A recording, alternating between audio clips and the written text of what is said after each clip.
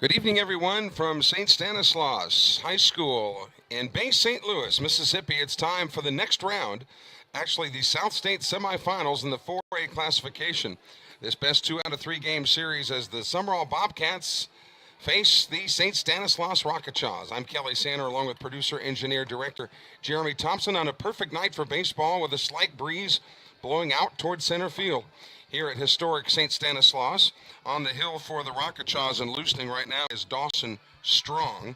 Dawson Strong, 3 wins and 2 losses on the win-loss record and a 2.01 earned run average. He has pitched 38 in the 3rd innings. He has surrendered 26 hits. He has struck out 55 and walked 25. So he has that 2-to-1 walk to strikeout ratio, but he's left-handed. The Rocketchaws sport a lot of left-handed arms on this team, and you can expect the Bobcats to see a lot of those. We'll get to the Stanislaus batting order and defensive set in the bottom of the 1st inning, but Sumrall, the visiting team, and this is the way the Bobcats will stack up. Danis Jackson will lead it off and play center field. He'll be followed by the second baseman, Zane Berry. Graham Crawford, the Pearl River commit, bats 3rd. He's the cleanup.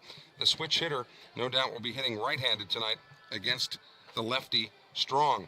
Hunter Barrett, the pitcher tonight for the Bobcats, will bat for himself, and in the cleanup spot tonight, he'll be followed by Billy Garrity, the right fielder. Garrity normally has been hitting cleanup at bats 5th tonight. Mason Story bats 6th for Sumrall. He's the first baseman. Then rounding out the Bobcat order, Tanner Morgan at shortstop, Seth Mitchell, the DH, and Hayden Barrett, the left fielder.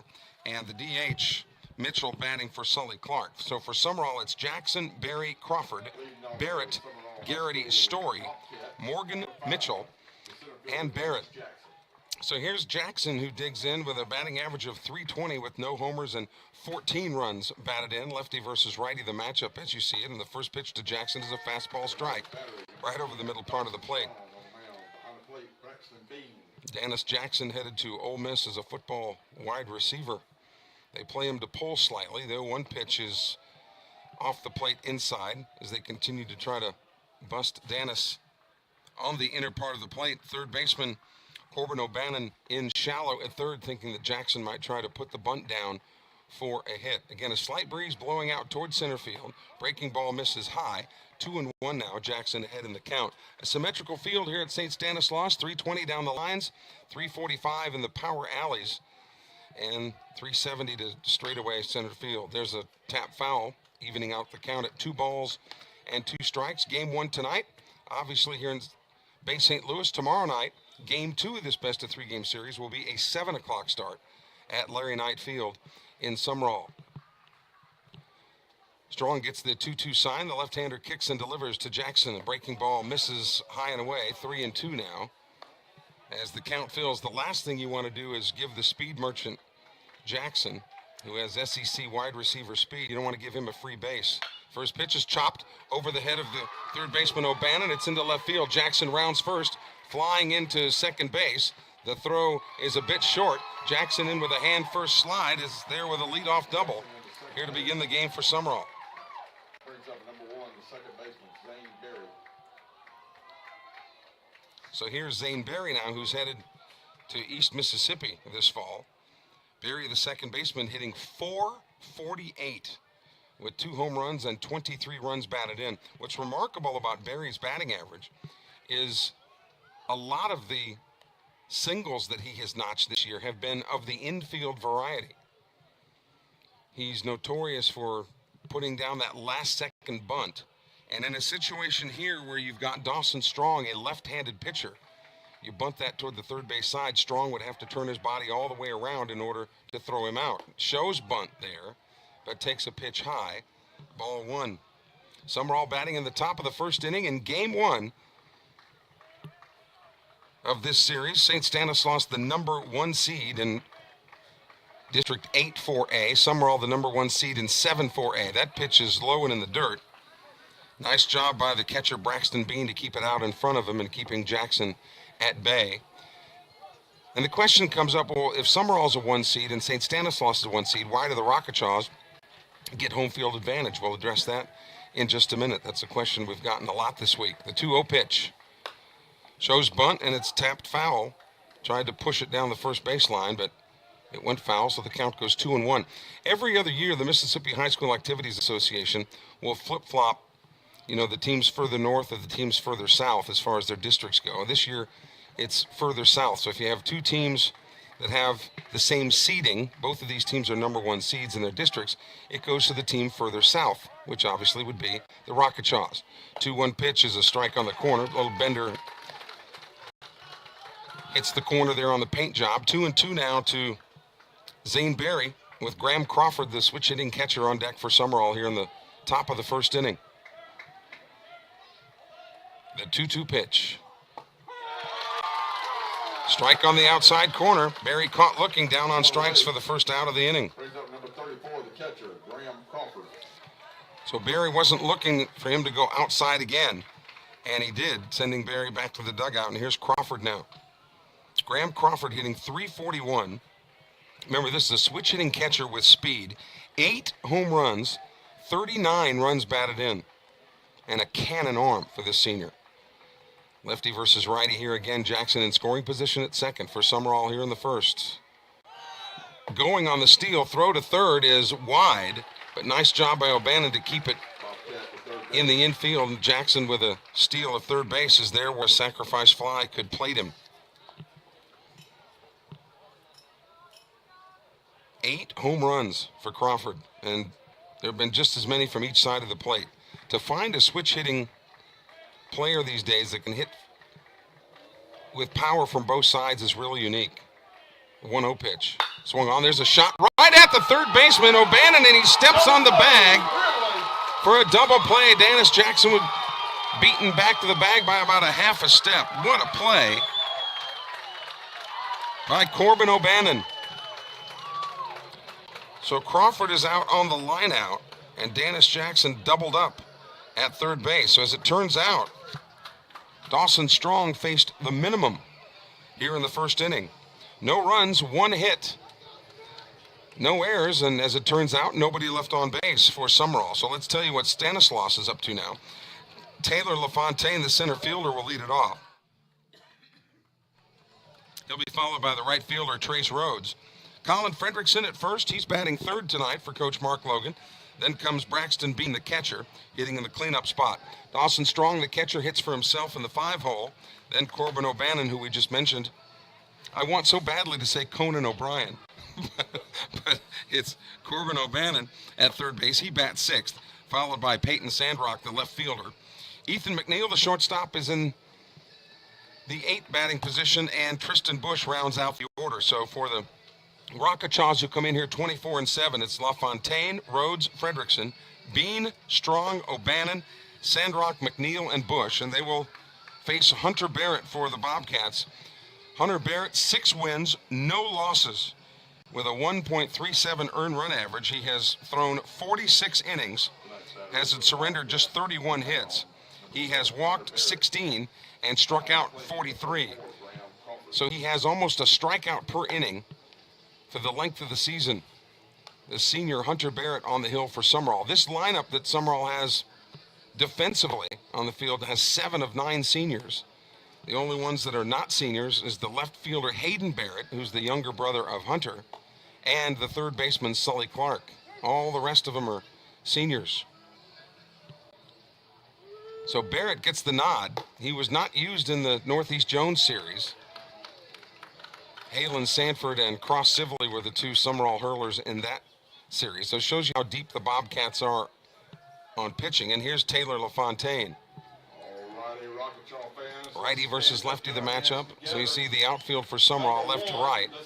Hayden Barrett, Danis Jackson, and Billy Garrity. Left to right in the infield, Sully Clark at third, Tanner Morgan at short, Zane Berry at second, and big 3-story Mason Story over there at first base. And the battery of Hunter Barrett and Graham Crawford. First pitch to LaFontaine is outside, ball 1. Kenny Shelton, the home plate umpire tonight. He's assisted by Cody Canan and Scotty Adam. Here in Bay St. Louis, beautiful night for baseball. 1-0 pitch. There's a little looper out toward left field, but measuring that one is Hayden Barrett, who comes in and catches the sinking liner. Nice job by Barrett in left. Right fielder, the captain, Trace Rhodes. That can sometimes be a very difficult play to make, as that ball sinks at about eye level and then dips down to about waist high. But Barrett able to make the play, and here's Trace Rhodes now. The right fielder takes a breaking ball that missed. Bottom of the first inning, game one of a best-of-3 game series. The winner of this series gets the winner of the Greene County West Lauderdale series at South State. 1-0 pitch. Here's the chopper towards short. Tanner Morgan has it. Throws over to first base for out number 2. It's interesting to note that here at St. Stanislaus, it's a natural grass infield with dirt cutouts, very similar to the way the field at Oak Grove plays. Here's the first baseman, Colin Fredrickson, digging in now, another lefty for the Rocketchaws. But a couple of the losses, Sumrall only has 4 losses, but the 2 losses that they have within the borders of the state of Mississippi were both on natural grass infields. And this is a natural grass infield. Strike 1 to Fredrickson, the 0-1 pitch. Breaking ball. This one is slapped towards second. Buried to his left, gobbles it up, flips to first, and very quickly the Rocketchaws are down in order in the first inning. No runs, no hits, no errors. Nobody left on base. So we go to the top of the second. No score. Our webcast brought to you by State Farm agents Stacy Clark and Lance Ware. Like a good neighbor, State Farm is there, and find out how you can make sure that your premium dollars go as far as they can by bundling your homeowners and auto insurance. That's State Farm, Stacy Clark and Lance Ware. Also, the orthodontics team of Doctors Granberry and Henderson, making sure that that smile takes you as far as it can in life, and sometimes that's the first thing people notice is a nice smile. The orthodontic team of Granberry and Henderson. So the lefty Strong warming up here in the second inning, and he'll face Barrett, Garrity, and Story, 4, 5, and 6 for Sumrall. The Rocketchaws defeated district rival Purvis, Sumrall's rival Purvis, in the first round of the playoffs. Sumrall got here by beating Northeast Jones in a 2-game set. First game these teams have played in a while, so they're well rested. Steve Cooley heading over to his coaching box at first base, and Hunter Barrett will dig in. Top of the second for the Bobcats, number 7, the pitcher, Hunter Barrett. Barrett hitting .321 with no homers, but has 23 runs batted in, so he has been clutch in situations where the Bobcats have had men in scoring position. Working the third base side of the rubber, Strong throws the bender in there that missed for ball 1. Christy Martin is watching live on the NFHS network as that one is fouled into the screen. She's in Folsom, Louisiana. Time for you to check in as well. 601-310-7077. That's 601-310-7077. We'll give you a shout out on the air. The 1-1 count from Strong to Barrett. There's that bender, and that one's on the mark for a called strike 2. Sumrall 28-4, Stanislaus 24-7. We head into the South State semis. Swing and a miss. Hunter Barrett down on strikes as he changed the speeds on that one beautifully. That is the second strikeout already for Strong. So here's Garrity now, the right fielder, hitting .321 with 11 homers, 38 runs batted in. This is the Southern Miss commit. He can pitch and has done so for Sumrall this year. He's played just about every position in his career at Sumrall, but has anchored at right field or pitcher pretty much this year as the second pitch is outside to him. Ball 2. Garrity hitting in the 5-hole tonight, where he's been in that cleanup spot most of the year. 2-0 pitch. Breaking ball in there for strike 1 as Kenny Shelton goes up with the right hand. Stanislaus fans over here to our right, and the Rocketchaws in the first base dugout. The Bobcats wearing their powder blues over here to our left. in the third base dugout, and Garrity now ahead in the count 3-1. No score, top of the second inning, scheduled for 7. People always ask, well, how good are these teams? Well, they're in the South State semis, okay? So they're going to be pretty good no matter who they are. Garrity coaxes a walk out of Strong.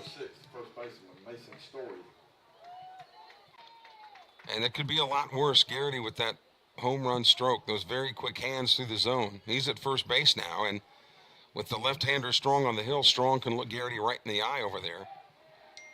Garrity toward the edge of the dirt at first base. First pitch to Mason Story is a fastball on the inside corner, strike 1. The Morales family is watching from their home. Got a text from the 601 area code saying, let's go Bobcats. Glad to have the Morales family on the web with us tonight. The 0-1 pitch. That's low, 1-1. Snap throw back to first. And he was ready. The first base umpire, Cody Canan, was ready to ring up Billy Garrity, but the ball popped out of Fredrickson's mitt. The Rocketchaws had a pickoff there, and the ball squirted out at the last moment.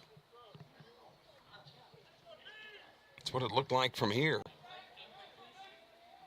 So the Bobcats dodge a bullet there. 1-1 the count to Mason Story.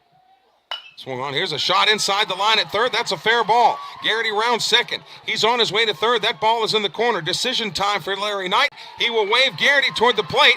The throw is cut off, and the Bobcats lead 1-0. Story to second. Scores the run for the Bobcats.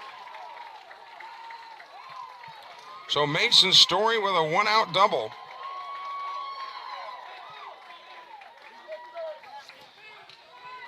He records his 19th run batted into the year, and he's at second base with 1 out. And here's Tanner Morgan now, the senior shortstop. Morgan hitting .208 with 1 homer and 14's run batted in, hitting in the 7-hole tonight for Larry Knight. They'll appeal at third base, saying that Garrity missed third. Home plate umpire was watching the play and gave the safe signal. So here's Morgan now with Story at second base in a non-force situation. So Story doesn't have to run on a ground ball. And again, protocol would be anything hit to the right side, he would run. Anything hit to the left side, he'd have to make a decision. I'd love for you to get in on our roll call at 601-310-7077 as the Moraleses and Christy Martin has. 1-0 pitch is inside. 2-0 now to Tanner Morgan with Seth Mitchell, the designated hitter, swinging it for Sully Clark. He's on deck. Sumrall has grabbed a 1-0 lead here on the top of the second inning. The 2-0 pitch. Hitters count, and that pitch is right down the tube for called strike 1. Boy, the field here at St. Stanislaus, I mean, not a hair out of place. A beautiful ballpark that has evolved. It's been here for at least 60 years, they talked about. That pitch is outside. 3-1. Was not the nicest of facilities, we hear tell, but really has grown into its own here, particularly the last 10 years or so. Beautiful park here. 3-1. The count to Morgan. The pitch by Strong is inside. Ball 4 gets away from Bean. Story will head to third unscathed. So runners at first and third now with 1 out. The D8, Seth Mitchell. And here's Seth Mitchell. Mitchell hitting .317 with 2 homers and 14 runs batted in. Of course, Javen Williams, who has also served as a DH, both of them right-handers, in there tonight against the left-handed throwing Dawson Strong. First pitch to him is high, ball 1. Dawson Strong, who has committed to Pearl River. So he'll be headed to Poplarville to play for Coach Avalon. Of course, the president at Pearl River, Dr. Adam Breerwood, went to school here at St. Stanislaus. Throw over to first base just to keep Tanner Morgan close over there. And St. Stanislaus has a Heisman Trophy winner, Doc Blanchard, who went from St. Stanislaus to Army won the Heisman Trophy in 1945.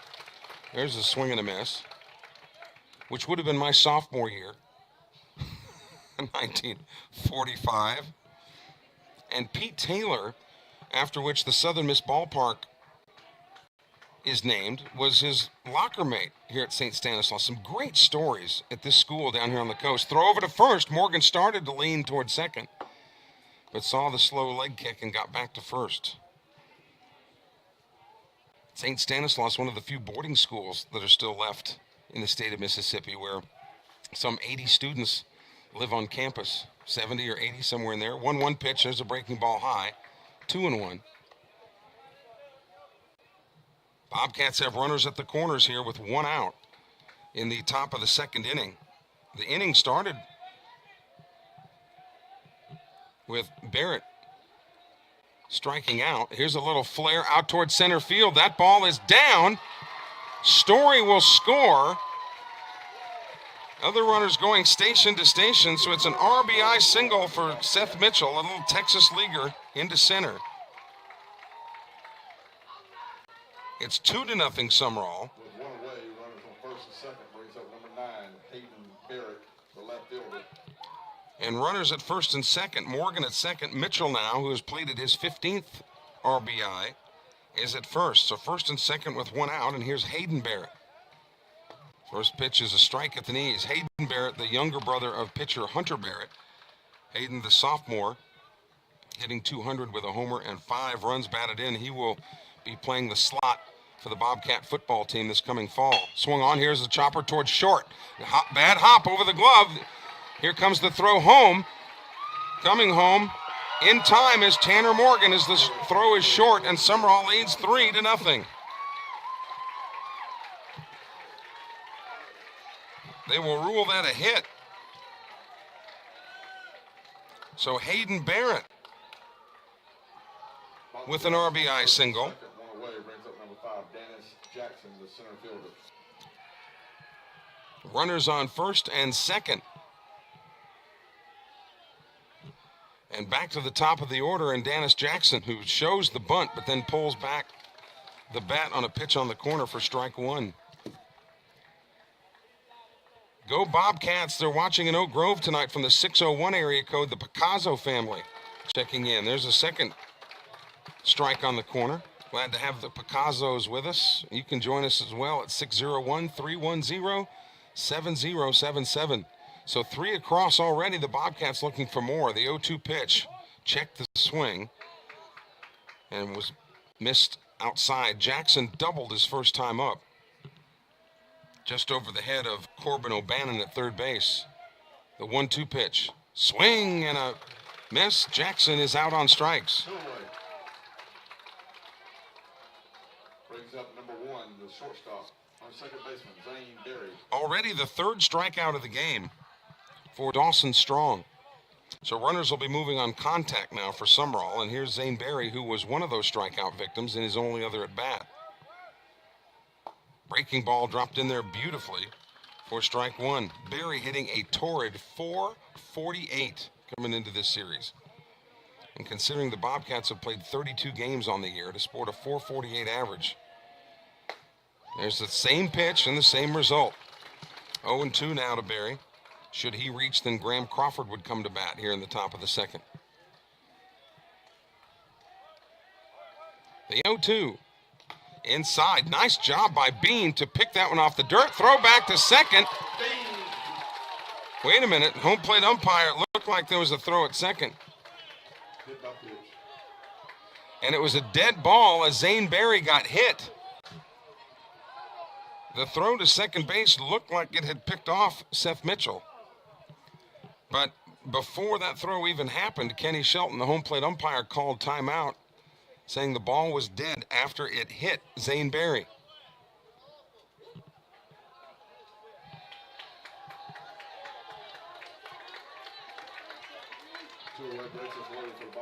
So that'll bring up Graham Crawford.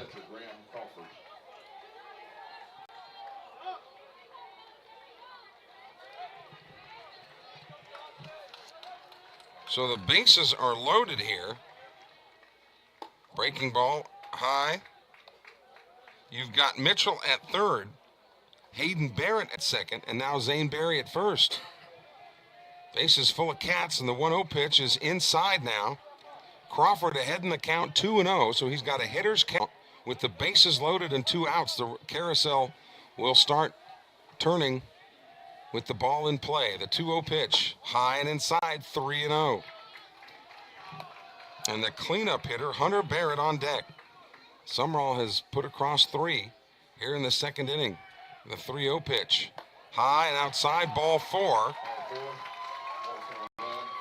That's an RBI. The easiest RBI in baseball. And everybody else will move up a base.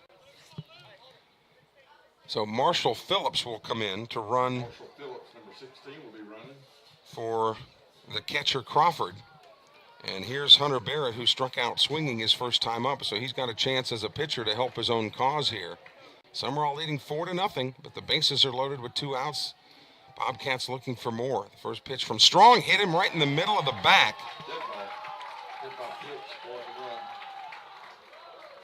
That'll bring in another run. Hayden Barrett scores. Berry goes to third. Marshall Phillips running for Crawford goes to second. And Liam Munn will courtesy run for the pitcher Hunter Barrett. And here's Billy Garrity, who has 11 home runs on the year. The Bobcats have put across 5 here in the second. Garrity up there among the home run leaders in the country with 11. And he's up there with the bases loaded and 2 outs. Darren and Lisa Norrid are watching from the Dixie, coaching the big truck. Hayes Norrid, breaking ball high, ball 1. Well, we don't want you to be too distracted. There at the Dixie Youth Fields in Sumrall, the 1-0 pitch is low, 2-0 now to Garrity. Should he reach, then Mason Story would come to bat, and he started this whole thing with a double earlier in the inning. The 2-0 pitch, hitters count, that one's there. Coach Broom's family is watching in Sumrall. Let's go Bobcats. That's from the 601. Thank you, Broom family, for checking in. 2-1 pitch. Swung on. There's a little slow roller into right field. That's a base hit. That'll score 1. Rounding third. Here comes Phillips. The throw to the plate. Phillips is out at home plate. But Phillips had a full head of steam, and it was a great throw from right field. Trace Rhodes brought it in, but the Bobcats come up with 6. And being credited with the single and the RBI is Garrity.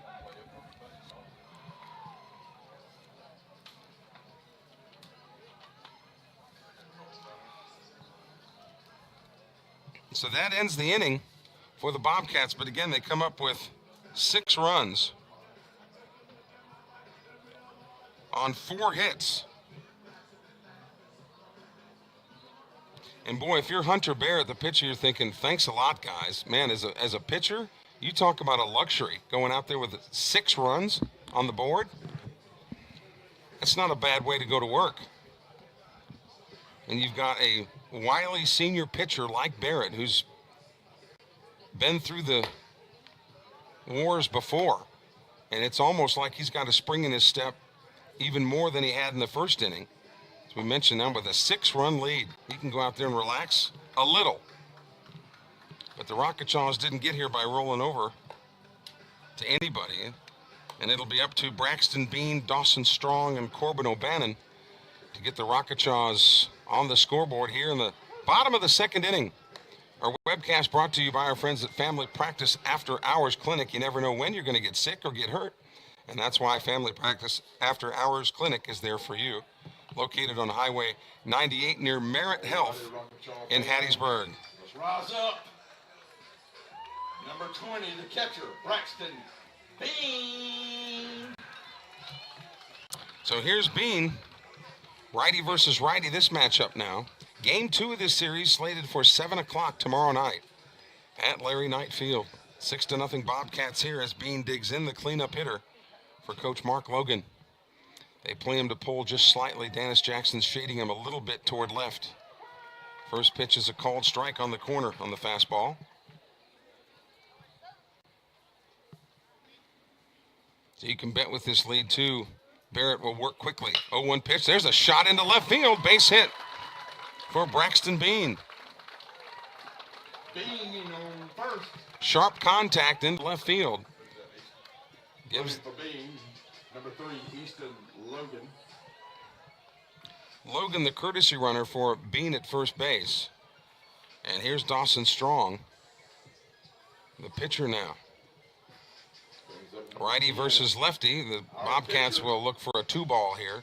Danis Jackson shading him toward right field a little bit. Garrity actually playing him more towards center, so there's all kinds of room to right field. Now Garrity moving more over to a traditional right field position. First pitch from Barrett here. This one is lifted toward left field. Measuring that one is Barrett in left. Gloves it easily for the first out of the inning. So 1 away, runners will hold their position. Coach Andy Davis's mom and dad are cheering on the Bobcats from Taylorsville. 1 away, Rockachaw on first, brings up number 6, the third baseman. Of course, the Tartars of Taylorsville are actually involved in 2A South State against their rivals from Mize, who the Bobcats played earlier this year. Throw over to first. So the Tartars and the Bulldogs will play for 2A, a 2A semifinal matchup. So glad to have them with us. And here's O'Bannon, the third baseman.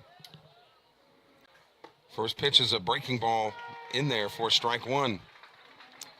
Breaking news out of Hollywood, Peter Mayhew, the actor who played Chewie in the original Star Wars, has passed away.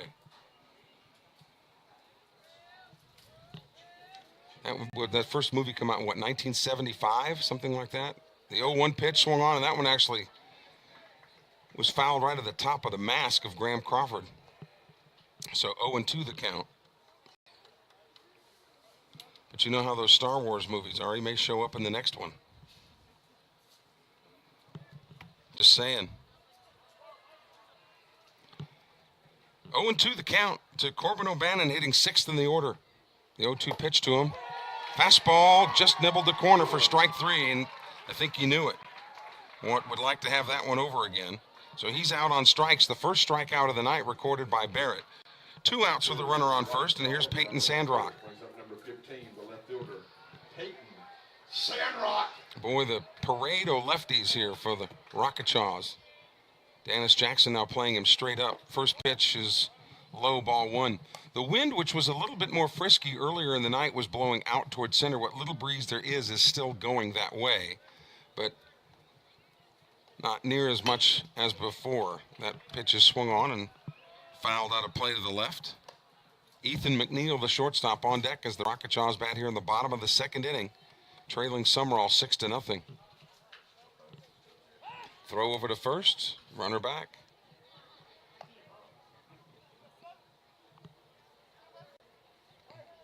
One and one the count to Peyton Sandrock. Snap throw to first. Now they've got the man in trouble here. The runner, Logan, is tagged out. Got too big of a lead, and Crawford threw behind him and put him in the hot box. So Logan is rung up at second base, and that's the 3rd out for the Rockachaws. No runs on a hit. And actually, Sandrock will begin the bottom of the 3rd with a fresh count.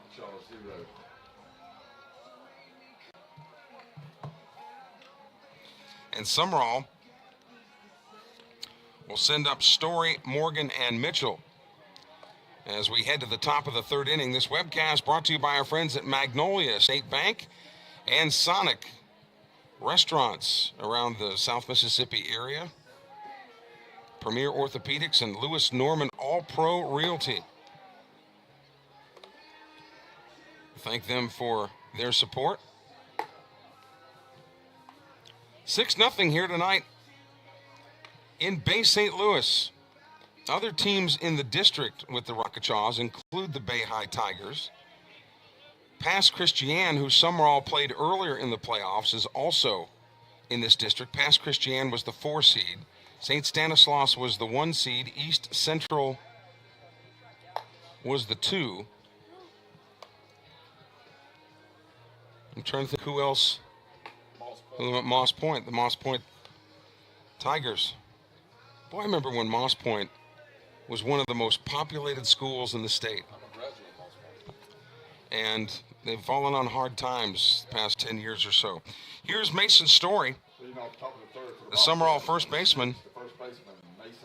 He hit a double last inning to kind of start that rally for Sumrall and is credited with an RBI. Story came in hitting .271 with 2 homers and 18 RBIs, now on the threshold of 20 ribbies. And Dawson Strong, who was scuffed up just a little the last inning, back to the hill to get to work and try to stop the bleeding here. Story, Morgan, and Mitchell for the Bobcats in the top of the 3rd. First pitch, swing and a miss. Had Story way out ahead of that one. Southern Miss, a big win over Ole Miss last night. William Carey, a winner today over Martin Methodist at the NAIA tournament in Montgomery. The 0-1 pitch swung on. Here's a drive to left field. That ball is well hit. That ball is back. That ball is off the wall. Story will round first. He will head towards second base. The throw is offline. It's a leadoff double and the second one of the game for Mason Story. Brings up number 27, the shortstop, Tanner Morgan. That one flirted with getting out of here, and I think Story thought maybe for a minute as it jumped off the bat that it was gone. But he's there at second with nobody out, and here's Tanner Morgan, who walked and scored his first time up. 5th hit of the night for the Bobcats. Story has 2 of them, both 2-baggers. Tanner Morgan shows bunt and then pulls the bat back. Morgan hitting in the 7-hole with a .208 average, a homer, and 14 runs batted in.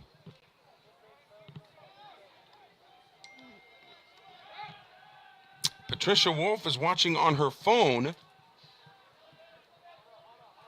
Boy, I never thought in a million years I would ever say that in my life.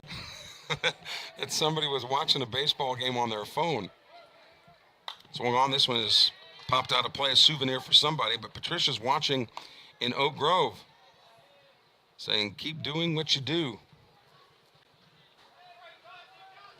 Bobcats leading 6-0 here, looking for more in the top of the 3rd. 1-1 the count to Tanner Morgan. Strong kicks and delivers. Puts the beautiful bunt down. Here's that full body turn. Has to make throw to first. Is not in time. And Tanner Morgan beats out an infield bunt. That'll be an infield hit. Exactly what I was talking about before. Here's Seth Mitchell. He has singled, scored with an RBI. When you bunt toward 3rd, that left-handed pitcher has to come that direction and turn his body all the way around in order to make a throw. And that shows you how pivotal a good bunt against a left-handed pitcher can be when it's hit to that left side. So runners at the corners, nobody out, and here's Seth Mitchell. First pitch to Mitchell is low, ball 1. Uncle Ernie has checked in from the 601 saying, let's go Pug and Honeybee. Can't be in South Mississippi without a nickname. You gotta have a nickname. Uncle Ernie, a big fan of our webcasts. Throw over to first base, Morgan back in time. So the Rockachaws would like to see a 2-ball here.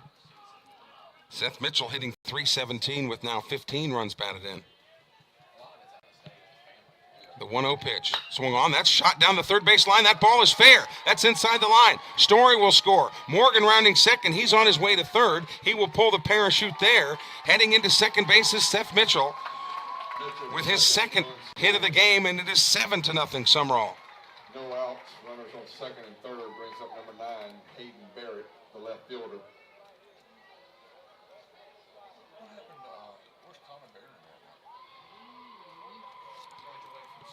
Still nobody out, and here's Hayden Barrett now. He hit a little soft Texas leaguer into center field his last time up and was credited with an RBI. First pitch to him is a breaking ball outside.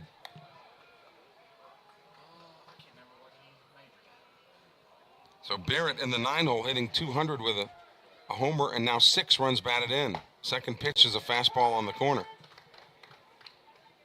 Bullpen getting to work for the Rocketshaws.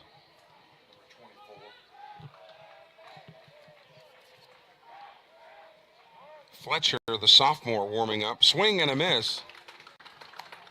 Barrett out in front of an off-speed pitch. 1-2 now. Morgan at third. Mitchell at second with nobody out.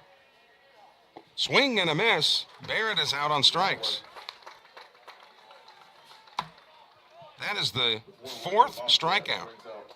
Number 5, the center fielder, Danis Jackson. 4th strikeout for Dawson Strong, and here's Danis Jackson, who was one of those strikeout victims last inning. Sumrall batting in the top of the 3rd. First pitch to him. Tried the bunt. Throws to third. Tanner Morgan is out. Bean O'Bannon for 2 away.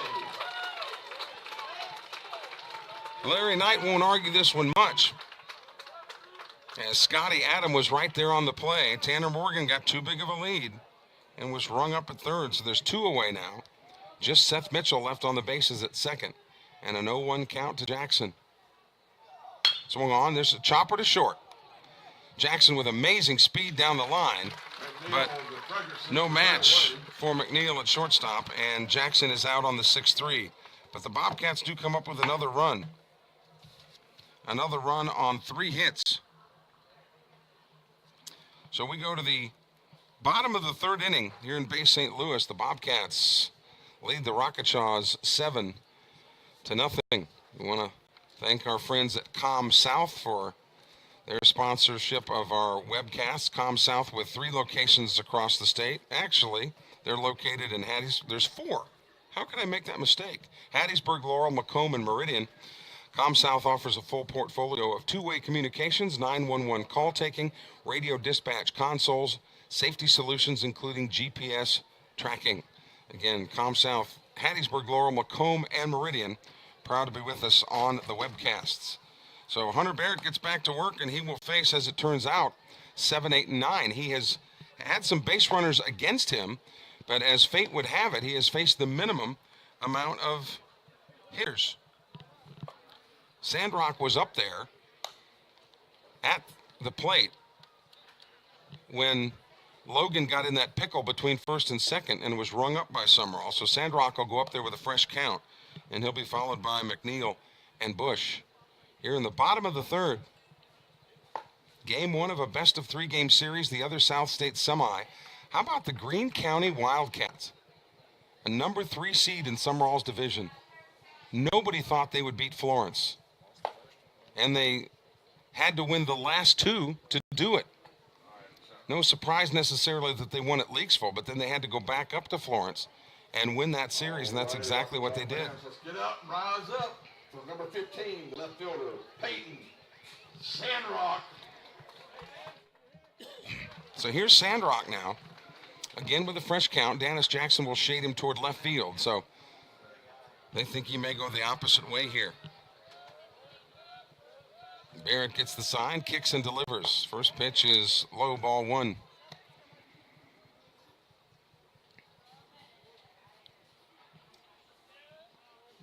The 1-0 count. Swung on it. Slapped toward left, but it goes into center field past Tanner Morgan. It's a base hit. A leadoff single for Sandrock here in the 3rd.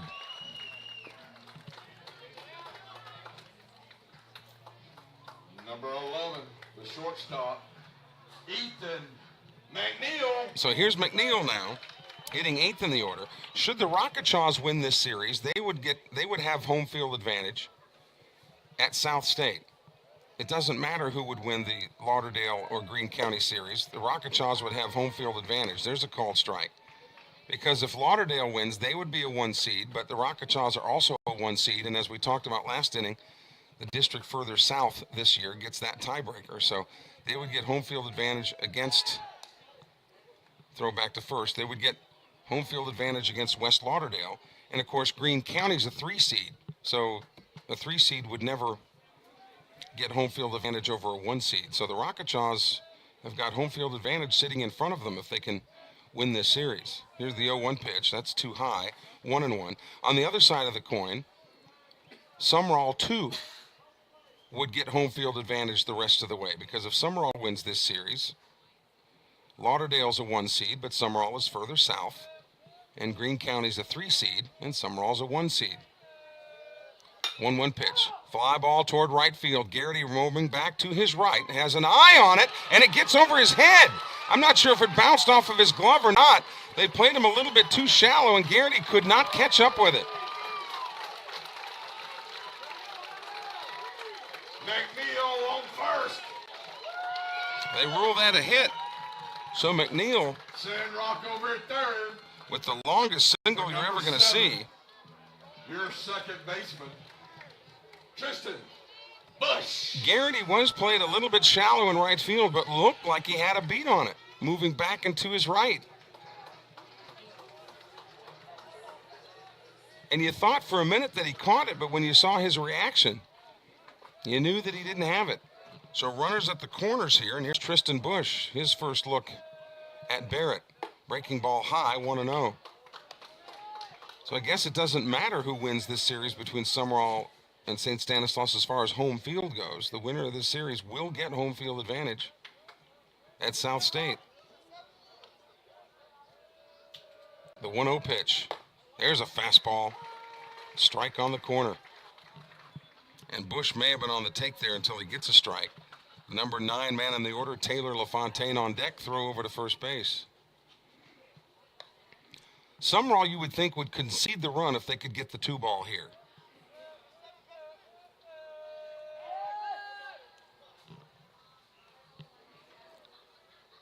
Rocketshaws and those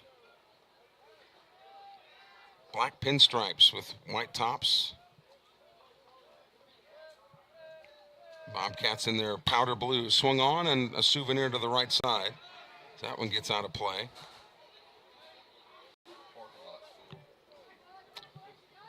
Southern Miss taking on Florida Atlantic in a big Conference USA series this weekend in Hattiesburg. William Carey currently at the SSAC tournament in Montgomery. Throw to first, and the pickoff is executed.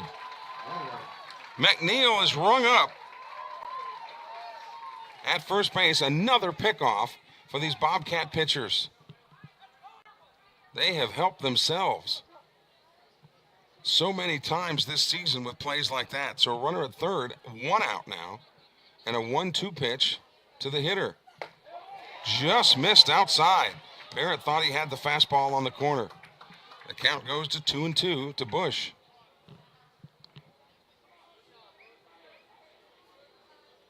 The pitch. That's outside again, same location, 3-2.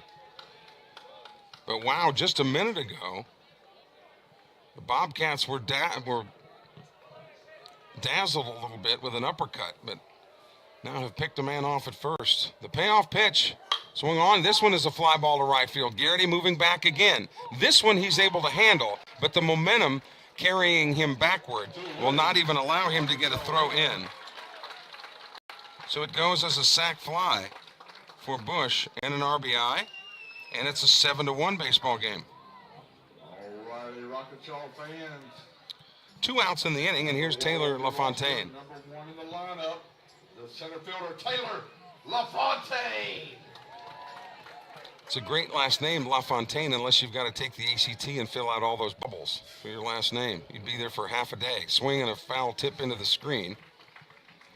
A lot of syllables in that last name. Base is empty here. 7-1 ball game. Sumrall got 6 in the second, 1 in the third. The Rocketshaws have answered with 1 in the bottom of the third. Hunter Barrett with a well-rested arm on the hill tonight for Sumrall. Looking to win one on the road, which is never easy to do, particularly on a natural grass infield where Sumrall has at times struggled. That's off the plate, 1-1.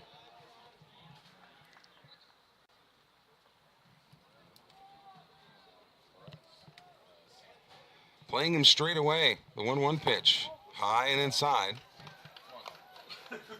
If LaFontaine finds a way on, then Trace Rhodes, who grounded to short, would be up next. The 2-1 pitch. Swung on. Here's a drive to right field. Garrity on his horse again. That's over his head.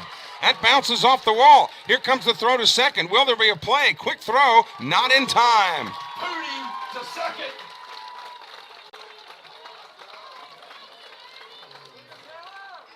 Boy, Garrity is getting a workout in right field.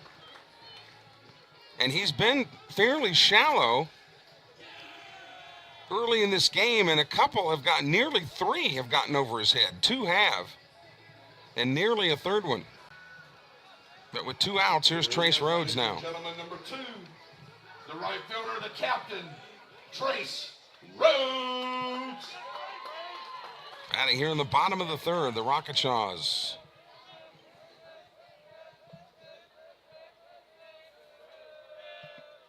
Shows bunt, but takes a breaking ball high. The nickname Rocketshaws, it does sound a little bit more intimidating than the Fighting Sandburrs, which essentially is what a Rocketshaw is. That's one of the big trivia questions in Mississippi high school lore. Here's the 1-0 pitch. Breaking ball is right where it needs to be. A ball and a strike, a bender at the belt buckle. Rhodes hitting second in the order. Colin Fredrickson on deck for the Rocketshaws as they bat in the bottom of the third. They've plated 1 run and looking for more. LaFontaine in scoring position at second base. He'll be off to the races on anything hit. The 1-1 pitch. High, 2-1. When Barrett has missed tonight, he's been missing up. He has worked the outside of the plate beautifully. He's just been up out of the zone slightly. 2 balls, a strike, 2 outs. Here in the bottom of the third. Looking into Crawford. The senior right-hander gets the sign. Here's the pitch. Swung on. Here's a little floater out toward right. Garrity, playing shallow again, puts that one right in his mitt. Now, to show you that the coaches know what they're doing, Garrity with 2 over his head, you would think that he would stay back there, right? But no, the coaches have these guys scouted. Played in shallow again. Little lazy fly right to him, and that does it for the Rocketshaws. But they do come up with a run on 3 hits. So we've completed 3 here on the Mississippi Gulf Coast in Bay St. Louis. And the Bobcats lead the Rocketshaws 7-1. Berry, Crawford, and Barrett are the scheduled hitters for the Bobcats in the top of the 4th. Game 2 tomorrow night at 7 o'clock. Should a third game be necessary, it would be right back here. Saturday afternoon, that would be a 2 o'clock start. Bellevue Specialty Eye Care, we want to give them a shout out for their support of our webcasts during the year. More than just checking your eyes. Although they jokingly said any umpire gets a free eye exam. So, hey, if it saves me $70, I'll do it. Or whatever. I don't know what an eye exam costs these days, but Dawson Strong finishing his warm-up tosses and ready to get to work. Dusk here on the Gulf Coast. Lights not on yet, but we anticipate them shortly. Not needed at the moment, but Barry has struck out looking and been hit by a pitch. That time that he got plunked, he wound up scoring. 7 runs, 7 hits, no errors for Sumrall. 1-4-0 for the Rocketshaws. That pitch is low, ball 1.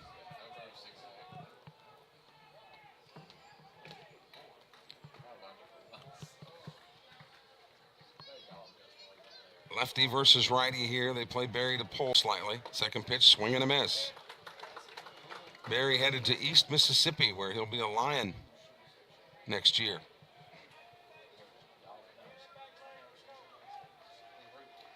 Here's the 1-1 pitch. Swung on. Here's a chopper to short. This is going to be a tough play because Barry can fly. Throw over to first, and they get him by a step. Good play by McNeil, knowing that Barry can scoot down the line and beat him by a step. And here's Crawford. The pitcher is a Pearl River commit, and the hitter now a Pearl River commit. These guys will be teammates this coming fall. Only in America, right? Crawford steps up there right-handed. Graham is lined out to short, and he has walked. First pitch is a bender away, ball one. Crawford hitting .341. He's now tied with Garrity in RBIs at 39, and that one caught the umpire on a second hop. Graham Crawford, being a catcher, knows exactly what it's like to take one back there.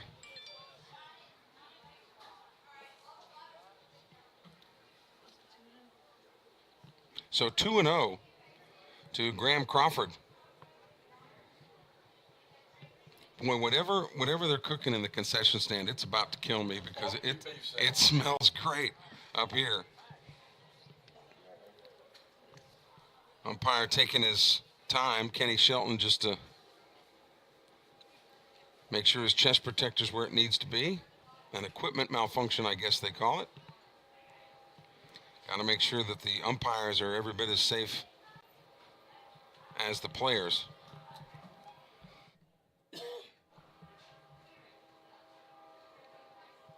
And he's talking with Mark Logan over there, the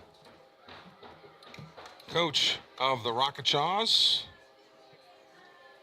They're looking for some athletic tape there, and it might have busted one of the plates on that, of his mask, of his part that protects the throat area.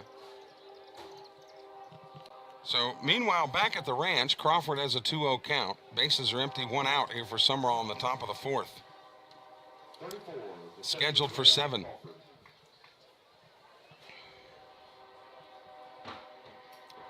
Here, train in the distance going past. 2-0 pitch is high, 3-0 now to Crawford. Hunter Barrett, the cleanup hitter, is on deck.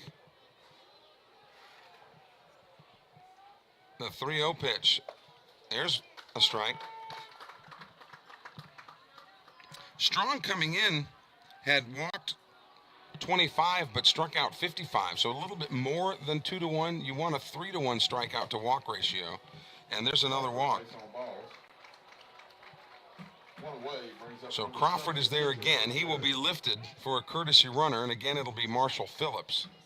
Marshall Phillips would be running for Crawford. Phillips has quite a athletic career in front of him, just a freshman, I believe, Marshall. And all got some snaps on the football field this past year as a freshman, just a really gifted athlete. And his brother Payne, a senior pitcher for Sumrall. First pitch to Barrett, slow tapper right out in front of the plate. Bean's play to make, throws to first in time. Good play. Bean had to kind of throw that going away from his body. So 2 outs, but advancing to second is Phillips. And here's Garrity now, who has walked and singled. He's got an RBI to his credit. Garrity came into the series hitting .321. But you look at those 11 home runs, and there's the spinner in there for strike one. Garrity has had more difficulty with lefties on his splits, has hit righties better than lefties, but that's not unusual. Pickoff play at second base is thrown into center field. Phillips had a notion, but will stay tethered at second as he's already in scoring position, and with 2 outs, he wouldn't have to hold anyway. So a wise base running decision by Marshall Phillips, and he'll entrust Garrity to bring him home. Sumrall leading 7-1 in the top of the fourth.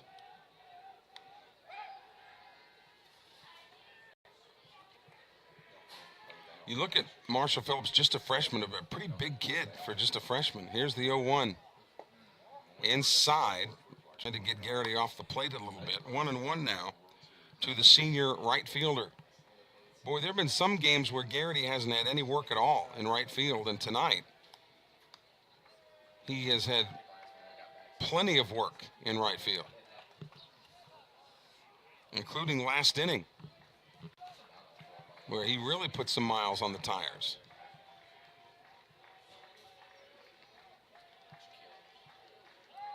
Now again back to second base. They're really worried about Marshall Phillips. But with 2 outs, he's unlikely to steal, especially when you have a contact hitter like Garrity up there. The 1-1 pitch swung on. There's a shot. That is yanked into right field. That'll be at least one. Phillips being waved around third. He will score. Garrity looking for the red flag or the green flag. He gets the red flag at second. It's a 2-out double, and it's 8-1 Sumrall.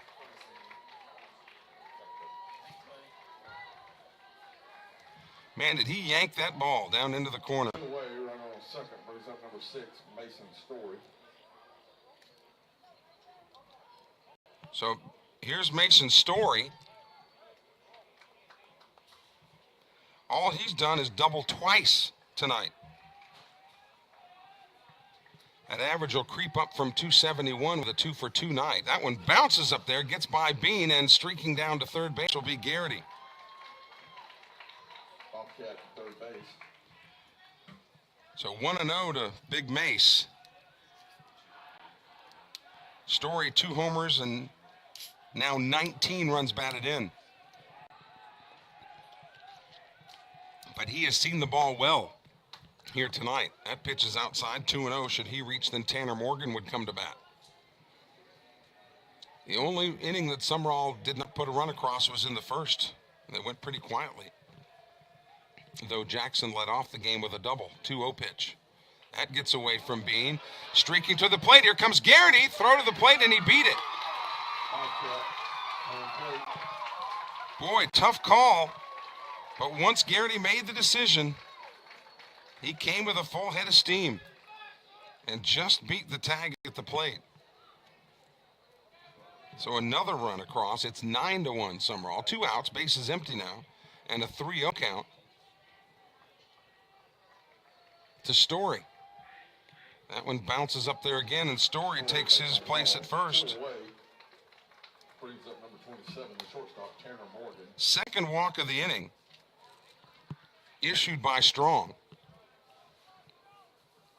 He walked Crawford, who turned into Marshall Phillips on the bases. That run scored, and now Garrity has come across.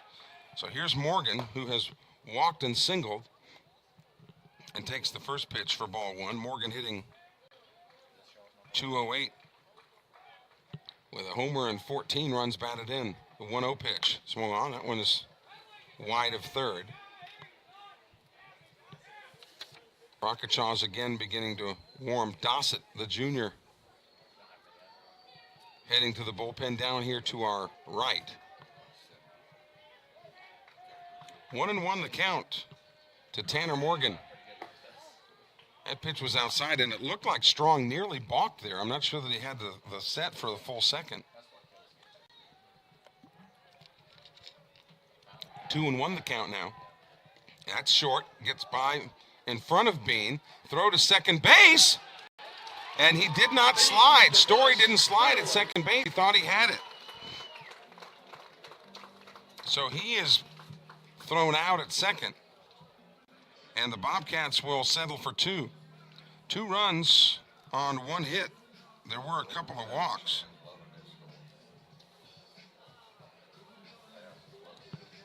So 9-1 as Hunter Barrett will get back to work, but he will face the teeth of the Rockachaw orders, 3, 4, and 5, Fredrickson, Bean, and Strong.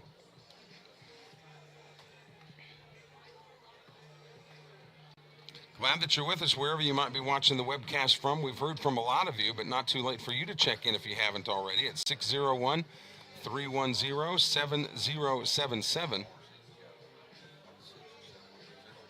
I want to thank all the support personnel at Sumrall who gave me that last series off against Northeast Jones. It turned out my son, who pitches for William Carey, was senior weekend, and last time he'd get to pitch at home. So the coach said, man, go see your son. So Caleb Hamill and the Mike Peterson filled in. And we're ready to get to work here in the bottom of the 4th inning. Fredrickson, who grounded out to second his first time up, is the leadoff hitter for the Rockachaws here in the bottom of the 4th. Leading off the bottom of the 4th, the Rockachaws, number 4, first baseman, the captain, Colin Fredrickson. Danis Jackson will play him to pull slightly. Now the lights are on here at the field. Red clay cutouts, the rest of the field all natural grass. Barrett takes a big breath, delivers a fastball right at the belt buckle for strike one. Barrett had more than a week off between starts. Sumrall so deep in the pitching category, and although they will really be hurt at the positions by graduation, that one is fouled out of play to the left. They have plenty of pitching coming back. And that's where any team starts, is with a pitching staff. It may not matter what you have elsewhere, but if you don't have guys that can pitch, you're in big trouble. 0-2 delivery here to Fredrickson. Check swing, but just missed outside. Danis Jackson really pulling him to pull. There's all kinds of room for Fredrickson to go to left center or down the left field line. The 1-2 pitch just missed. Fredrickson leaning. Braxton Bean, who has one of the 4 hits for the Rocketshaws, is on deck. 2-2 pitch. Swing and a miss. He got him on strikes.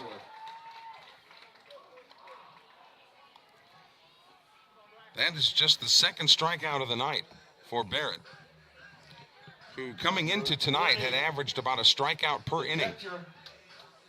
Braxton Bean. Here's Bean, who the first pitch last at bat, hard contact between short and third for a base hit. That pitch is outside, ball one. Now Jackson back over, shading toward left. Danis picking up some grass and kind of throwing it to the air. Here's a high chopper to short, measured by Tanner Morgan, who flips over to first base for out number 2. So 2 up and 2 down, and it'll be up to Dawson Strong to keep the inning going here. Strong can help himself. Dawson Strong. He flew out to Hayden Barrett his last time up and his only other at bat. Righty versus lefty, the matchup here. Rocketshaws batting in the bottom of the 4th, trailing Sumrall 9-1. First pitch to him, breaking ball, high drive to right field. But Garrity measuring it back against the warning track. He gets over his head. Garrity will have to field it and get it in the infield. He nearly knocked it out of the ballpark. But a 2-out double for Strong has the Rocketshaws in business with 2 away. And my goodness, has Billy Garrity. Aaron Rush will be running for Strong. Billy Garrity should be getting paid overtime out there in right field tonight. He has had a lot of plays. Corbin. And here's O'Bannon, the third baseman now, who struck out looking his only other at bat. And when you need a courtesy runner, why not get a guy with the last name of Rush? And he's out there at second base with 2 away, so he'll be going on contact with O'Bannon hitting in the 6 hole. The first pitch is a breaking ball, but too high. Garrity has had a ton of plays in right field tonight. It's been amazing.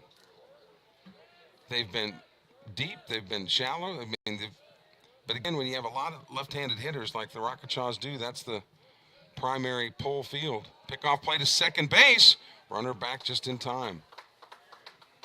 Bobcats so good at pickoffs this year,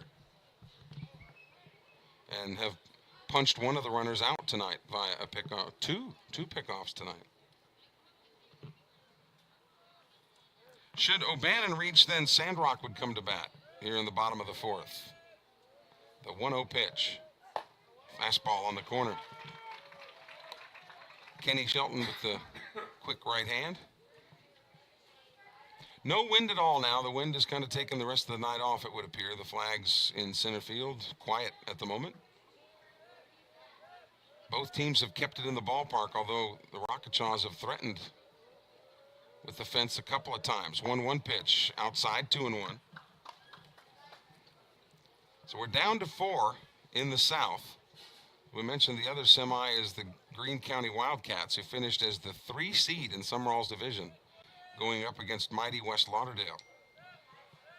The Graves family are watching from Melby tonight. Here's the 2-1 pitch. Swing and a miss. And only if you're from Lamar County would you know to pronounce M-E-L-B-A, Melby. 2 balls, 2 strikes, 2 outs with a runner at second. Rush the courtesy runner for Strong for the pitcher there at second. Barrett shakes off Crawford once, now gets what he likes. Kicks and delivers. Fastball, here's a chopper towards short. Tanner Morgan's got it, sets his feet, throws to first for the routine out. So the Rocketchaws threaten, but leave a man stranded at second. No runs on a hit. We've completed 4. It's Sumrall 9 and St. Stanislaus 1. And that'll be the end of the night for Dawson Strong, as Dossett has checked in relief. Another lefty. But Dossett, a junior.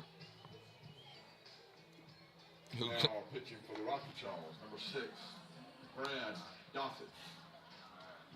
Number 9, Brad Dossett. So Brad Dossett on the hill now. Dossett comes in with a win-loss record of 2-1 with a 2.96 earned run average. He has pitched 26 innings. He has given up 22 hits. He has walked 7 and struck out 20. So he's got that 3-to-1 strikeout to walk ratio that you'd like to have. But another left-handed thrower. And you keep stressing left-handed pitching because when the colleges would nearly kill for good left-handed pitching. Because when you look at right-handers, if they can't throw, at the college level, they're always looking for these guys that can throw 90, 92 as a right-hander. But as a left-hander, if you throw 83, you're high on everybody's list, just because there aren't that many of them. So here's Tanner Morgan to lead it off for Sumrall. He has walked and scored. He has singled.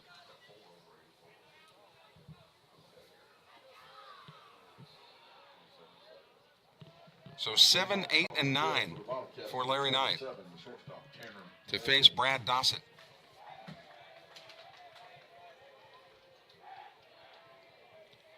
Junior on the mound, a senior at the plate. Here in the top of the 5th inning. First pitch comes straight over the top and missed high, ball 1. Morgan, Mitchell, and Hayden Barrett. Here's the 1-0. That's too high, 2-0. And I think Uncle Ernie calls Hayden Barrett Pug, and Hunter is Honeybee. So got to get the nicks from the uncles and the grandparents right. There's a fastball on the corner. 2-1. Morgan may have been on the take. Seth Mitchell getting the start at DH tonight. He's on deck, and all he's done is singled and doubled. 2-1 pitch. Going on. Here's a drive to left field. That ball is twisting foul, and he knocked it out of the park, but it was foul.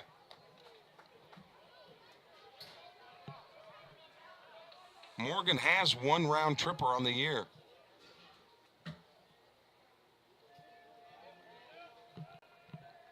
So 2 balls and 2 strikes to the leadoff hitter for the Bobcats here in the top of the 5th. Swung on. Here's a shot towards short. Fielded, throws over to first base. Bounce gets over Colin Fredrickson. Having to make a quick throw was McNeil, and it bounced over there. Morgan on first. So that'll be ruled an E6. Brings up number 3, the DH. Boy, I don't know.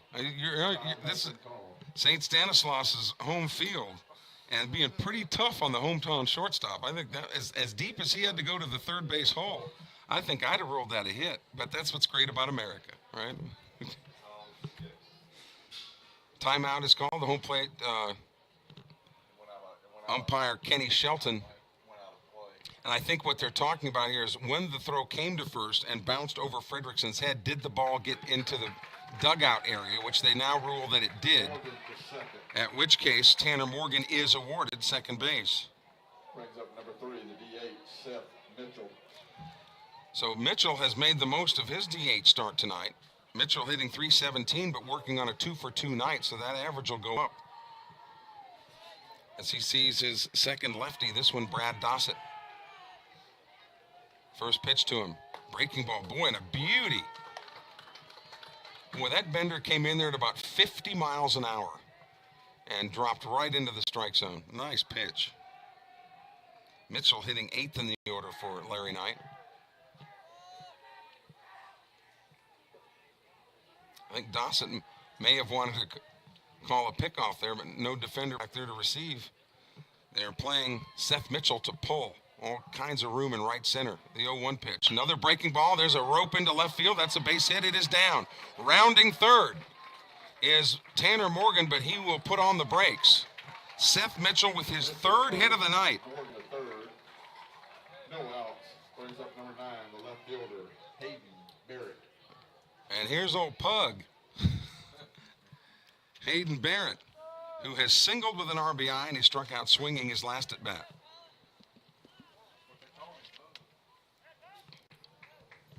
Munn will come in to run for Mitchell. Liam Munn running for Mitchell. Well, and Seth Mitchell, what a story, because, Javen Williams did the DHing for most of the year. Seth Mitchell would get a start, here or there, and would be called off the bench. He hit a home run off the bench one time, and here he gets started as a DH and making the most of it. 3 for 3. Couple of singles and a double. And here's Barrett now. Hayden Barrett, the younger brother of the pitcher Hunter Barrett. And right now the Rocketchaws have got to try to grin and Barrett here and get out of this inning with minimal damage. Swung on, that one's popped up. Out of play. The catcher Braxton Bean's job to direct traffic in foul territory. And he tells his third baseman that ball is out of play. So 0-1 to Hayden Barrett with Danis Jackson on deck. Sumrall batting in the top of the 5th inning. They have scored at least 1 in every inning except the first. After sweeping Northeast Jones, they're now at South State semis here against the Rocketchaws. The 0-1 pitch. Breaking ball. Inside corner, strike 2. Runners at the corners here. Again, the Rocketchaws would love to see the 2-ball, but it'll cost them a run. Throw over to first base. Munn gets in there with the right hand. Game 2 of this series tomorrow night at 7 in Lamar County. About a 2-hour drive, give or take, depending on traffic, yada, yada, yada. The 0-2 pitch. Runner going. Pitch is outside, throw to second. They cut it off, thinking that Morgan might have broken for the plate, and he didn't. So runners at second and third, that takes care of the double play ground ball. The Rocketchaws are not in that situation anymore. And Barrett has a 1-2 count at the plate. Brad Dossett on in relief of Dawson Strong. The 1-2 pitch. Ooh, boy, that was close. But just a little low, 2 balls and 2 strikes.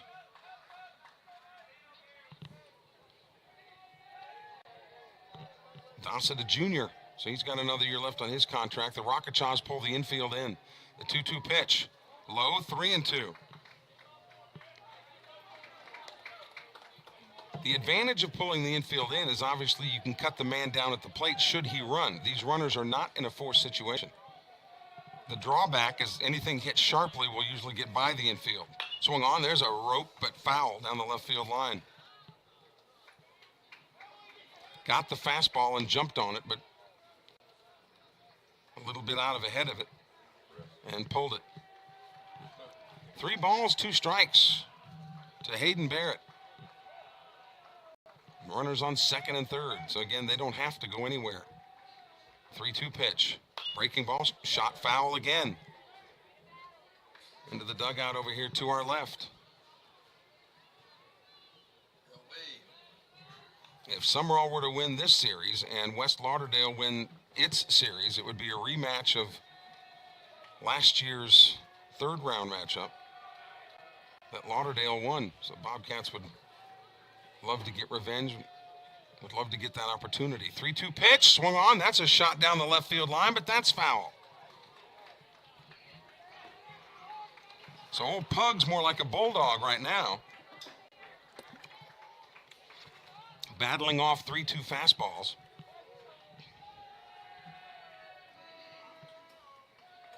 Again, the 3-2 pitch. Swung on, pop this one up. Will it stay in the ballpark? Over by the Sumrall duck. I mean, way deep into foul territory, and the ball was caught. There's foul territory that actually goes behind the Sumrall dugout, which is where the catch was made. That ball was nearly caught a half a block from here. One away, Bobcats on second and third. But man, give O'Bannon credit Jackson. for staying with that ball. So the infield's still in with one out, and here's Danis Jackson now. First pitch to him, gets away from Beam, but the runners will hold. Danis Jackson has singled, struck out, and grounded to short. He's 1 for 3. Jackson, who was an all-state wide receiver in football, but then pressed into the quarterback position this past fall when Billy Garrity got hurt. But he is headed to Ole Miss as a wide receiver. The 1-0 pitch, swing and a miss. 1-1 now. The lights becoming more influential in this game here. Top of the 5th inning. The 1-1. Breaking ball is too high. 2-1. Zane Berry is on deck. Sumrall batting in the 5th.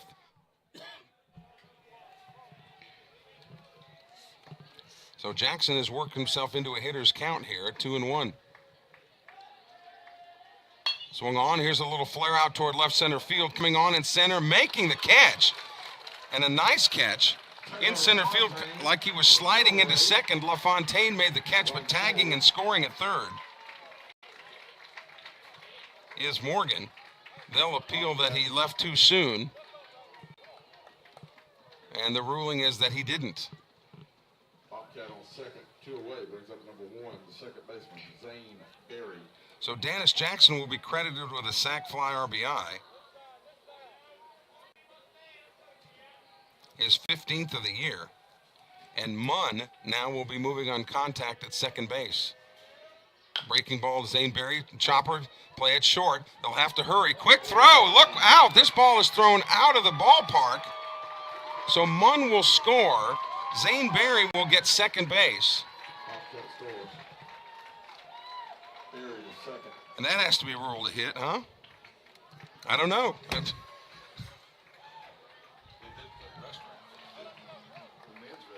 But the would he have been out had he fielded it cleanly and made the throw cleanly? That's what the decision. Oh, it's an error. They're ruling it an error. Okay, so Berry's at second now. 2 away, brings up number 34, the catcher Graham Crawford. Boy, I hate having to give any high school kid an error. I hate that, but I mean it's part of the game. Here's Crawford now. He has lined to third and walked twice. Swung on and popped out of play to the right side. Sumrall with 6 in the second, 1 in the third, 2 in the fourth, 2 more here in the 5th. 11 runs, 9 hits, no errors, 1, 5, and 2 for the home-standing Rocketchaws. Crawford again, the switch hitter, hitting right-handed against the lefty. Breaking ball, that one is chopped foul, wide of third. So 0-2.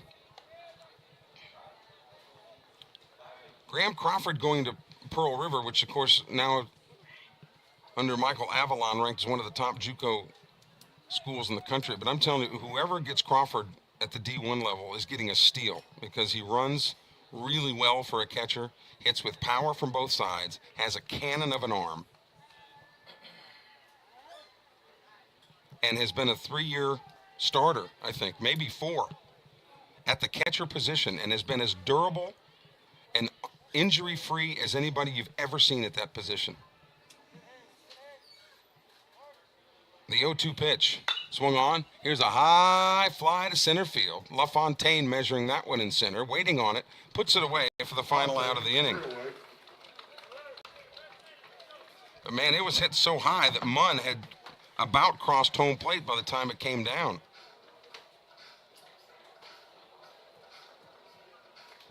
So Sumrall comes up with 2 runs. On 1 hit, there were 2 errors in the inning.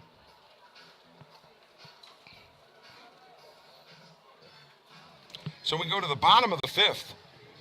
11-1 the score.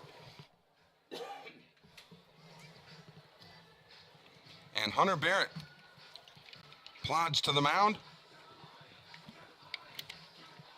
And looking at the Rockachaw ledger, he will face hitters 7, 8, and 9, Sandrock, McNeil, and Bush. Again, thanks to our sponsors, State Farm agents Stacy Clark and Lance Ware. ComSouth with 4 locations across the state to serve you. Family Practice After Hours Clinic near Merritt Health off of Highway 98, because you never know when you're going to get sick or injured. Magnolia State Bank, Bellevue Specialty Eye Care, Sonic Restaurants, Premier Orthopedics, where you can book your appointments online at premierorthopedic.com. All Pro Realty and the Realty Pro, that is Lewis Norman.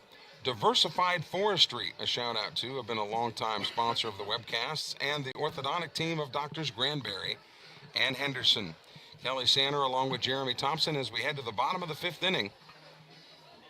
The Bobcats have this one in hand. This is the South State semifinal. Game 1 of a best-of-3 game series. Again, the winner of this series gets the winner of the West Lauderdale Greene County series, but whoever wins this one between Sumrall and St. Stanislaus, whoever wins this series, will have home field advantage against either Lauderdale or Greene County. So Barrett coming in to try to finish things up. He got the start and he's still out there. Just getting a few, they were waiting on Crawford, who made the last out, to get his catching equipment on. And he took some dirt in the eye, it looks like, and just nonchalantly throws it down there off balance and threw it about 90 down there. That just tells you, telling you, Crawford's a stud, man. Nothing at all wrong with junior college ball. Believe me, the MACJC is one of the toughest junior college leagues in the country. But particularly at the catcher position, I can't believe that one of the D1s didn't snatch him up. Anyway, here's Sandrock now to lead it off. He's only had officially 1 at bat tonight, and he singled and scored. Scored the only run for the Rockachaws. So as they tend to Crawford, Barrett, this would be Honeybee, not Pug. Honeybee on the mound. Uncle Ernie will set us straight if we get the names wrong, I assure you. All right, Rockachaw fans, let's rise Danis up. Jackson in center field, Billy Garrity in right, who has been a man under siege out there. Sandrock. Hayden Barrett in left field, the sophomore little brother of the senior on the mound. Sully Clark has been anchored at third tonight. Tanner Morgan at short, Zane Berry at second, and Mason Story, who had him a night. A couple of doubles, a couple of runs scored, an RBI and a walk. Mason Story over there at first. First pitch here is a ball high and outside to Sandrock, the left-handed hitting left fielder for Coach Mark Logan. The 1-0 effort. Low this time, 2-0.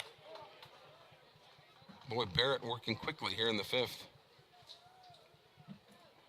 Again, he has been well rested. That arm was ready to go tonight. 2-0 pitch. Swung on. Here's a high bounder towards short. Morgan has to wait on it, but does, and throws over to first base for the first out.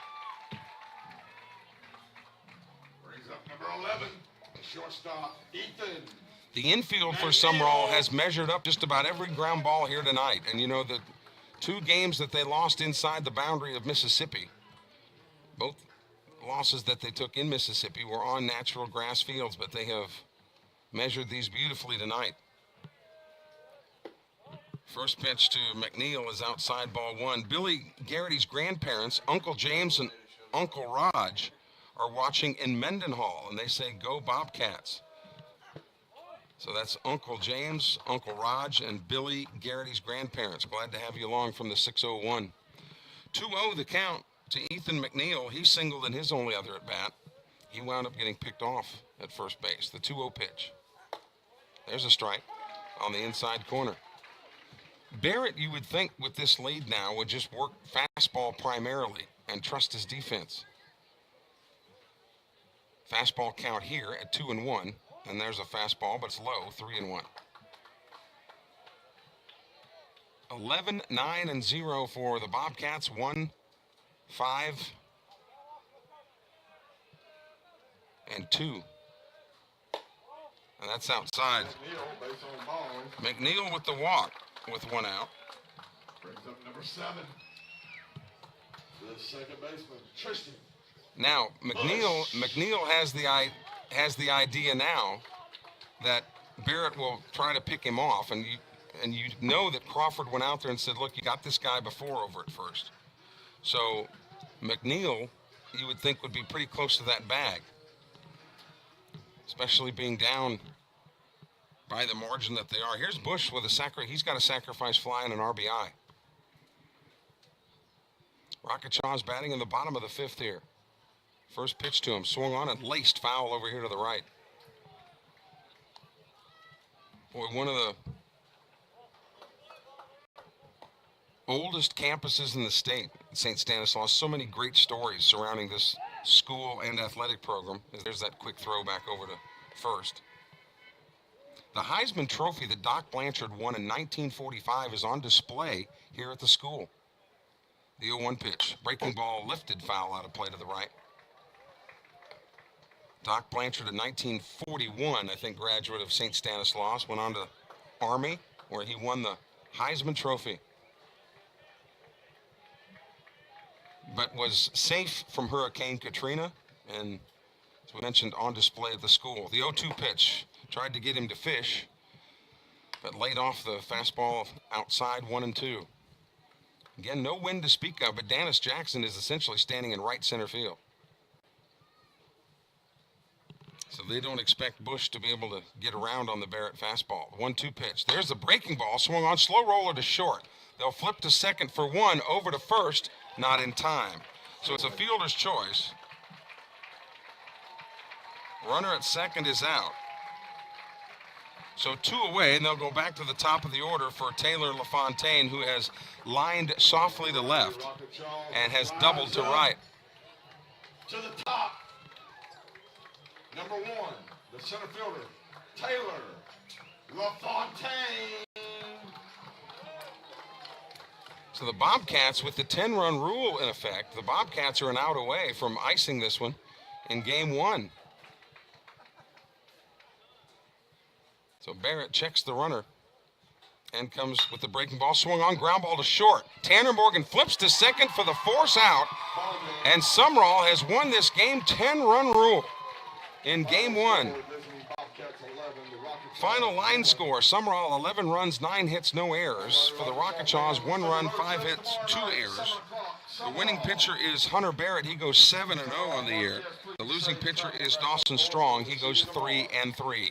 Game 2 of this best-of-3 game series will be tomorrow night at 7 o'clock in Sumrall. We'll have it for you on the National Federation of High Schools Video Network. For producer, engineer, director Jeremy Thompson, I'm Kelly Sander. Thanks for joining us. Sumrall has defeated St. Stanislaus 11-1 tonight and leads the best-of-3 game series 1-0. See you tomorrow night at Sumrall. Game time, 7 o'clock.